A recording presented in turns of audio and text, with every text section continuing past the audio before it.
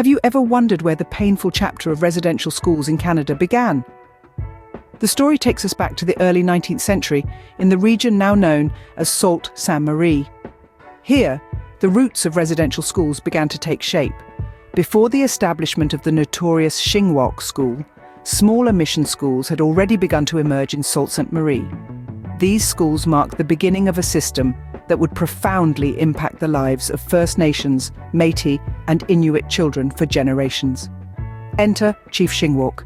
In the 1830s, he traversed the challenging terrains by canoe and snowshoe to York, now known as Toronto. His mission? To petition Governor John Colborne for resources to establish a teaching wigwam in Garden River. A few years later, in 1833, an Anglican missionary named William McMurray arrived in Garden River First Nation. His arrival sparked the creation of a day school at the top of Pym Hill in Sault Ste. Marie. This school was attended by children from the Garden River First Nation and was funded by both the government and the Anglican Church. As the years rolled on, the mission schools expanded. A second-day mission school was established in the Garden River community in 1870. These schools, though small and relatively understated, were the precursors to the larger, more institutionalized residential schools that would soon follow. It's important to remember that these early schools were not just buildings or institutions. They were part of a larger, more complex system that sought to control and assimilate Indigenous populations into Euro-Canadian society. The day schools at Pym Hill and Garden River were the first steps in this process, setting the stage for what was to come.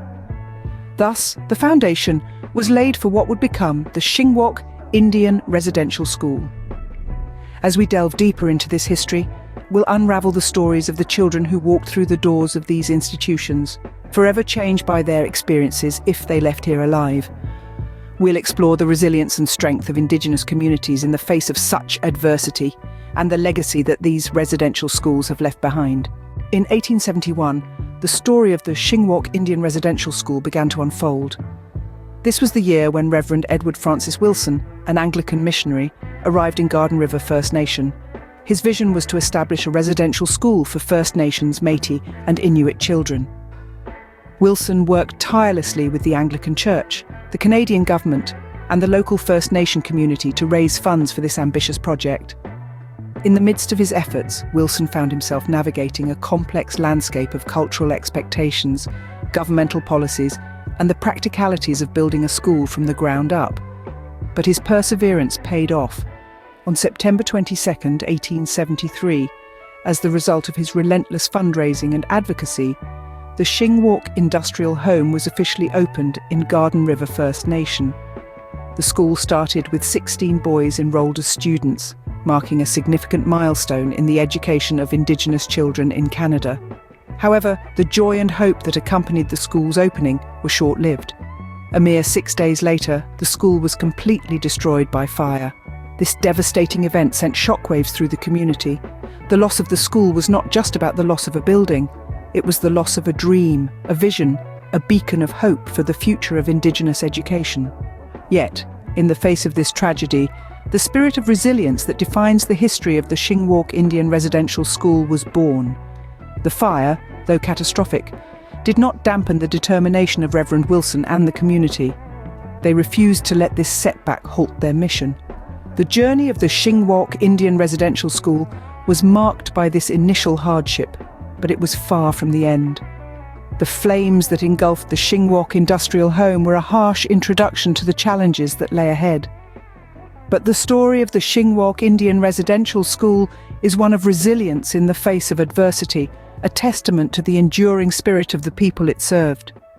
The fire marked a devastating start to the residential school's journey, but it was far from the end. From the ashes of the Shingwok Industrial Home, a new establishment arose.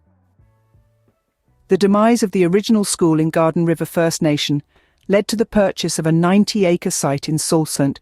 Marie at what we now know as 1520 Queen Street East. It was here that Reverend Edward Francis Wilson began to construct a new vision for the education of First Nations, Métis, and Inuit children. On July 31, 1874, the Earl of Dufferin, then serving as the Governor-General of Canada, made his way to the school site. With a crowd gathered to witness the significant event, he laid the cornerstone of what was to become the Shingwalk Home.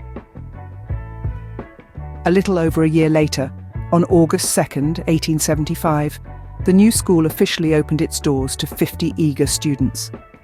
Life at the Shingwalk Home was far from luxurious. The building, constructed in the late 19th century, did not have running water or electricity. Yet, despite these challenging conditions, the students and staff persevered, learning and teaching in an environment that was a far cry from the comforts of modern-day classrooms. The original Shingwalk Home stood strong for 6 decades, weathering the trials of time and change. However, by the mid-1930s, it was evident that the aging building was no longer fit for purpose. In 1935, a new structure, fittingly named the New Shingwalk Hall, was erected to replace the old building. This grand edifice, which still stands today, forms the central building of Algoma University. The Shingwalk Home, both old and new, played an integral role in the education of First Nations, Métis, and Inuit children in Canada. Its story is one of resilience and determination, of a community striving to provide an education for its children in the face of numerous adversities. Despite the challenges, the Shingwalk Home continued to operate, paving the way for further expansion. It stands as a testament to the strength and perseverance of the First Nations, Métis, and Inuit communities, a poignant reminder of their enduring spirit. With the Shingwalk Home in operation, attention turned to the education of female students. The Shingwalk Home was not designed to house both genders, and a solution was needed. A 5-kilometre stride away in a place called Tarantoris, the Wawanosh Home came into existence. This separate residential school for girls was established in 1877, initially enrolling 10 eager students. The Wawanosh Home was far from complete upon its initial opening. It was a work in progress, and construction continued for 2 more years. By 1879, the school was fully operational and ready to welcome more students. Enrollment increased to 15, and the government provided an annual funding of $600 for the industrial education of the Wawanosh students. The guiding force behind the Wawanosh Home was the Anglican Church, with the dedicated Reverend E.F. Wilson overseeing operations. Under his watchful eye, the school aimed to provide a well-rounded education for its female attendees. However, by the mid-1880s, Wilson began to see the benefits of a united front. He believed that the Wawanosh Home could be more effectively managed if the girls were on the same site as the Shingwalk Home. And so, a girls' wing was added onto the Shingwalk Home on Queen Street, marking the beginning of a new era. In 1900, the Wawanosh Home officially relocated to the Shingwalk site. The old Wawanosh Home found new life when it was purchased by the Children's Aid Society of Algoma. For over 40 years, from 1912 to 1955, it served as a shelter. Today, the site is home to the Sault Ste. Marie Legion Hall, Branch 25. The integration of the Wawanosh Home into the Shingwalk Home was more than just a logistical move. It was a symbol of unity, of progress, and of a shared journey. The Wawanosh Home's integration into the Shingwalk Home marked another milestone in the residential school's history. Behind the walls of the Shingwalk Home, a tragic history unfolded. Just northeast of Shingwalk Hall, nestled next to Snowdon Park, lies the Shingwalk Memorial Cemetery. This quiet, sombre place is the final resting ground for over 120 students and staff who were part of the Shingwalk Indian Residential School's story. The cemetery is a poignant symbol of the dark history that unfolded within the walls of the Shingwalk Home. It is a testament to the lives that were irrevocably changed and to those that were tragically lost during the school's near century of operation. In this cemetery, each grave tells a story of a life interrupted, a childhood stolen. However, the full extent of this tragedy is not immediately apparent to the naked eye. Many of these graves are unmarked, their occupants anonymous, their stories untold. But the silence of these unmarked graves does not mean they are forgotten.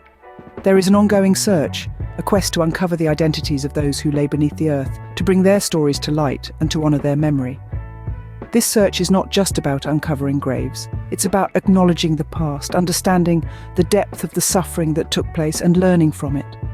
It's about giving voice to the voiceless and making sure that the lessons of history are not lost.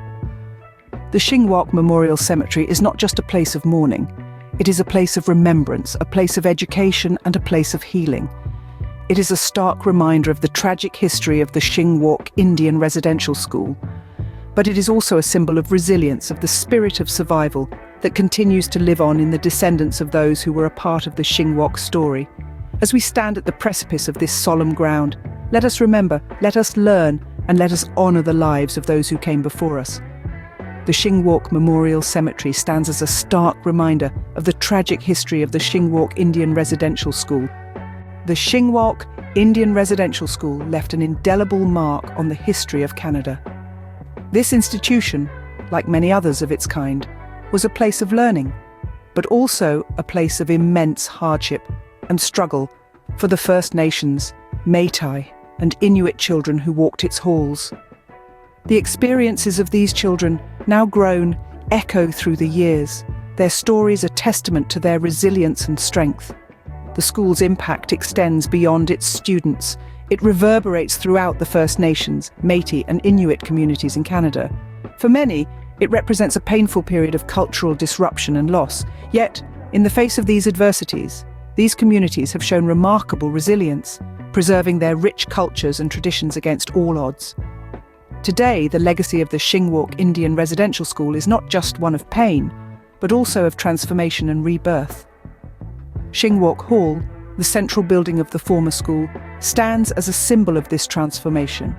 It now forms the heart of Algoma University, a place of higher learning that celebrates diversity, inclusivity, and respect for all cultures.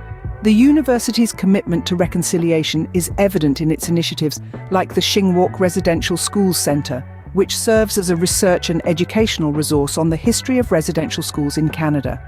It is a place where survivors and their families can tell their stories and where the broader community can learn from these narratives. This transformation of Shingwok Hall is a testament to the resilience and strength of the First Nations, Métis, and Inuit communities. They have turned a place that once represented cultural disruption into a beacon of knowledge, understanding, and reconciliation. The legacy of the Shingwok Indian Residential School is a poignant reminder of a dark chapter in Canada's history, offering lessons that must never be forgotten. It is a call to remember, to understand, and to learn. It is a call to ensure that such a history never repeats itself, and to strive for a future built on respect and understanding for all cultures.